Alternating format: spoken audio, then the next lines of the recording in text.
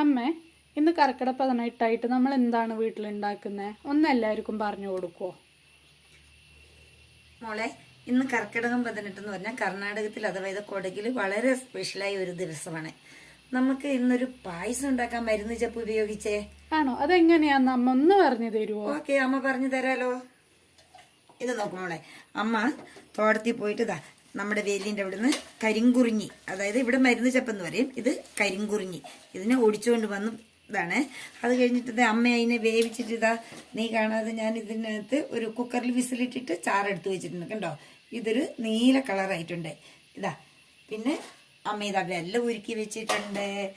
ഇത് കണ്ടോ, തേങ്ങ വറുത്ത് കൊത്തി വെച്ചിട്ടുണ്ട്, തേങ്ങയുടെ 1 പാലെടുത്ത് വെച്ചിട്ടുണ്ട്. ഇതെല്ലാം ഉപയോഗിച്ച് നമുക്ക് റവയും ഉപയോഗിച്ച് ഒരു പായസമാക്കാം. ശരി, ഓക്കെ അമ്മ. റവ മാത്രമല്ല ഉപയോഗിക്കുന്ന, അരിയും ഉപയോഗിക്കാം. ഓരോരുത്തർക്കും അവരവരുടെ ഇഷ്ടത്തിനനുസരിച്ച് ഉപയോഗിക്കാം. ഇനി നമുക്കൊന്ന് ഉണ്ടാക്കി നോക്കിയാലോ? ഓക്കെ. അപ്പൊ ശരി അമ്മേ, നമുക്ക് തുടങ്ങിയാലോ? ഓക്കെ, തുടങ്ങാം. നോക്കുമ്പോളെ ഞാനിത് ഗ്യാസ് ഒന്ന് ഓൺ ചെയ്തു. അതിലേക്ക് ഈ സ്റ്റീൽ കലം നമുക്ക് വെച്ച് കൊടുക്കാം. അതിലേക്ക് അമ്മ എടുത്തു വെച്ചിരിക്കുന്ന നമ്മൾ ഈ മരുന്ന് ഒന്ന് ഇതിലേക്ക് ഒഴിച്ചു കൊടുക്കുക കേട്ടോ.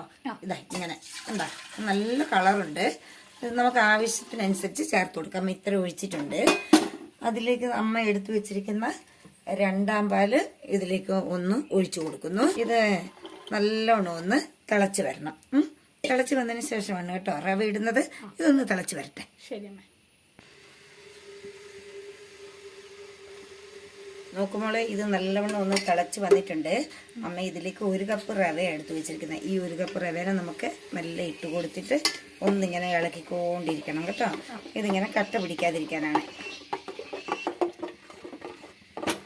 നമ്മളെ ഇത് നല്ലോണം ഒന്ന് ഇളകി കുറുകി വന്നിട്ടുണ്ട് കണ്ടോ. ഇത് തിളച്ചോണ്ട് റവയൊക്കെ ഒന്ന് നല്ലോണം സെറ്റായിട്ടുണ്ട്. ഇനി നമുക്ക് നമ്മൾ എടുത്തു വെച്ചിരിക്കുന്ന ഇതുണ്ടല്ലോ, ബെല്ലത്തിൻ്റെ പാനി, അതൊന്ന് ഒഴിച്ചു കൊടുക്കാം. ഇത് കുറേശ്ശെ ഒഴിച്ചിട്ട് അത് നമുക്ക് എത്ര മധുരം വേണം അതിനനുസരിച്ച് ചേർത്ത് കൊടുക്കാവേ.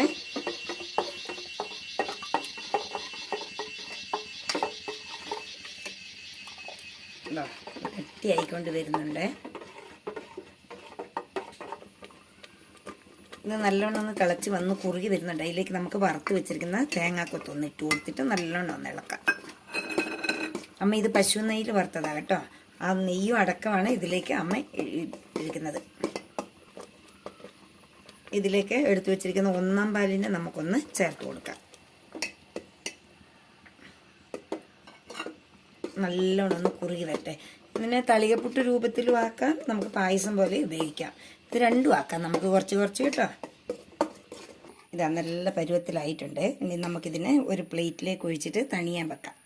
അതിനകത്ത് ഞാൻ പശു നെയ്യ് ഒന്ന് തൂത്തതാണ് കേട്ടോ.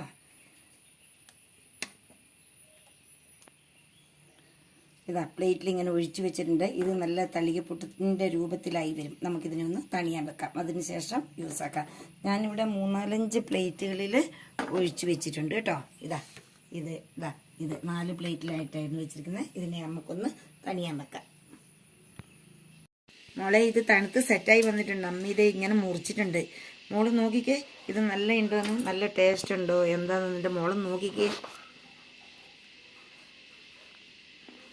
സൂപ്പർ, അതെ, അടിപൊളി. ഓക്കെ. ഇത് തിന്നോ മോളെന്നാ. ഇത് നിങ്ങൾക്ക് ഇഷ്ടപ്പെട്ടെങ്കിൽ ലൈക്ക് ചെയ്യണം, ഷെയർ ചെയ്യണം. ബൈ. അടുത്ത വിഭവങ്ങളുമായി വീണ്ടും കാണാം. എന്ന് നിങ്ങളുടെ തുളസിയാൻ പൂജ.